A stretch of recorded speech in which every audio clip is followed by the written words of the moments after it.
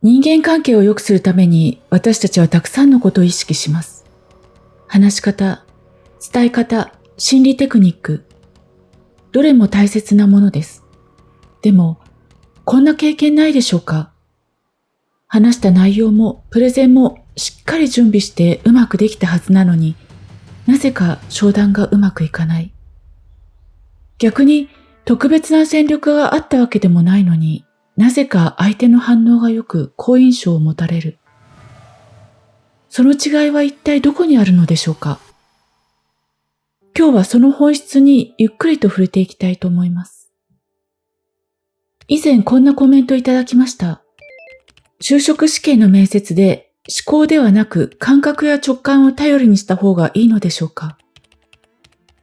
とても本質的な問いだと思います。皆さんはどう感じますか？面接やビジネスの場ではやはり思考をフル活用しないといけない。そう感じるのが自然かもしれません。実際その通りです。ただし、ここに一つ大きな視点があります。何を言うのかではなく、どんな感情でいるか。思考を使うことと思考に飲み込まれることは全く別です。意識を体の感覚に向けていると、まず起こることがあります。それは感情が安定していくこと、そして不安や焦りが静まっていくことです。その状態は隠そうとしなくても表情や声、そしてその場の空気として自然に相手に伝わっていきます。例えば営業の場面、多くの場合成績を上げるために身だしなみや表情、笑顔、言葉遣いまで細かく気を配ります。それ自体はとても大切なことです。ただ、何とか結果を出さなければと思考に意識が向きすぎていると、その内側では不安や心配、焦りや苛立ちが生まれてきます。そしてその感情はどんなに笑顔を作っていても、どこかに滲み出てしまうものです。相手にわずかな違和感を与え、気づかないうちに関係が噛み合わなくなることもあるかもしれません。一方で、あれこれと考えすぎず、意識を体の感覚に向けていると、自然と心は落ち着いていきます。結果へのこだわりも和らぎ、何とかしなければという力みも消えていく。すると不思議なことに、話し方が特別うまくなくても、その人から滲み出る穏やかさが相手に安心感を与えます。そして気づけば無理に頑張らなくても物事が自然とうまく進んでいく。そんな流れが生まれていくのです。人は何を言うか以上にどんな感情でいるかを感じ取っています。つまり人間関係は技術よりも状態で決まる。ネドジュンさんはこうおっしゃっています。あなたの人格はそのままでいい。ただ意識を体に向けてください。この一言に大きなヒントがあります。私たちはよく人間関係を良くするためにどう話すか、どんな言葉遣いをするか、そういったことに意識を向けます。どうすれば好印象を持ってもらえるだろうか、そんな風に考えるのも自然なことです。ですが、意識を体の感覚に向けているだけで、感情は自然と穏やかになっていきます。そしてその内側の意識の状態が変わっていきます。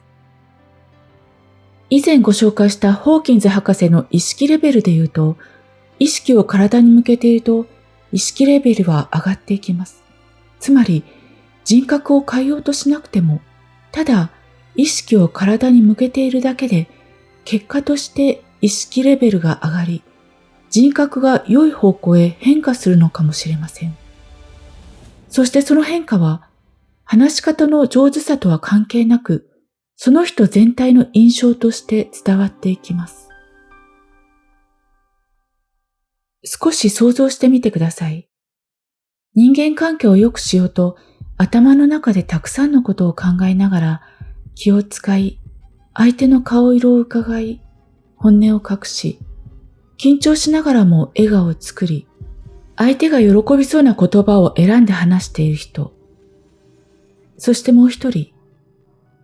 特に何も考えていないように見えるけれど、どこかリラックスしていて、思ったことをただ自然に話している人。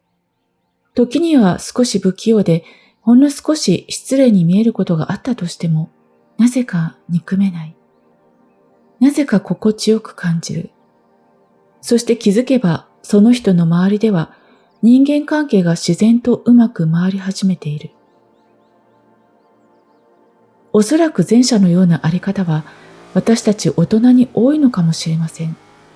そして子供たちはどちらかというと後者のあり方に近い。人間関係のノウハウなんて何も知らない。でも何も考えていないその無垢さが良くしようと意図していない自然さの中に私たちはどこか安心や好意を感じているのかもしれません。そしてこのことはすべての人間関係に当てはまります。例えば親子関係。親はどうしても子供の将来を心配します。ゲームばかりしている、勉強しない、成績が下がっている。このままで大丈夫なんだろうか。そんな不安から何とかしようと働きかける。でもその子供のための奥にある親の不安を解消したいという動機は子供にもしっかり伝わっています。そして子供はそのコントロールしようとする空気を敏感に感じ取り、反発という形で答えます。そんな時おすすめの方法は、意識を体の感覚に向けること。それだけで不思議と気持ちは落ち着き、少し様子を見てみよう。そんな余裕が生まれてきます。コントロールするのではなく見守る。そのあり方へと自然に変わっていきます。すると、親自身の不安を解消するための言葉ではなく、純粋に子供を思う言葉がそのまま子供に届くようになります。そして子供もそれを素直に受け取るようになっていきます。これはパートナーシップでも同じです。不安や疑い、イライラといった感情がベースにあると、どんなに言葉を整えてもその奥にあるものが伝わってしまいます。うまく伝えようとするほどなぜかぶつかってしまう。でも自分の内側が穏やかで満たされているときは多くを語らなくても相手との関係は自然と調和していきます。まるで言葉の前にすでに伝わっているかのように。では最後にここで少しだけ体験してみましょう。例えば、なんとかうまくやらなくちゃ、そんな風に感じる場面を思い浮かべてみてください。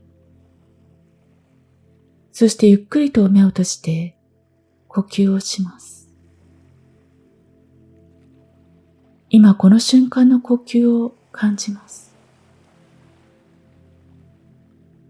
息を吸うとき、お腹がふわっと膨らむ感覚。息を吐くとき、お腹が優しくしぼんでいく感覚。その動きをただ感じます。さらに、呼吸とともに胸や背中がふわっと広がる感覚。吐く息の時にスーッとしぼんでいく感覚。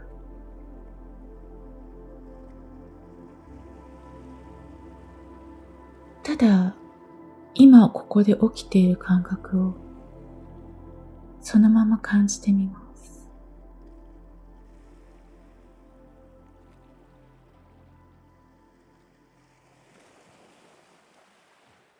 どうでしょうか。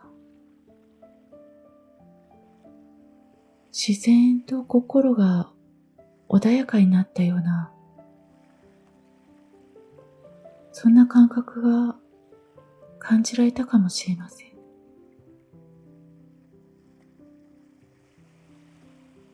何かを変えようとしなくても、何とかうまくしようと思わなくても、その穏やかさが人間関係の中で柔らかく巡る潤滑油のように働いてくれます。面接やプレゼンなど、いわゆる本番の場面でいきなり思考ではなく、感覚や直感を頼りにすることに抵抗を感じる方も多いと思います。それはとても自然なことです。だから、まずは日常の小さな場面で試してみてください。例えば何気ない会話やちょっとした選択の瞬間に少し意識を体に向けてみる。その感覚から動いてみる。そうした小さな積み重ねの中で少しずつ直感に対する信頼が育っていきます。そうすると思考だけに頼るのではなく、感覚や直感とともに動く方が物事がスムーズに進むことが分かってきます。そうなったとき、すべての人との関係も柔らかな信頼感へ変化しているでしょう。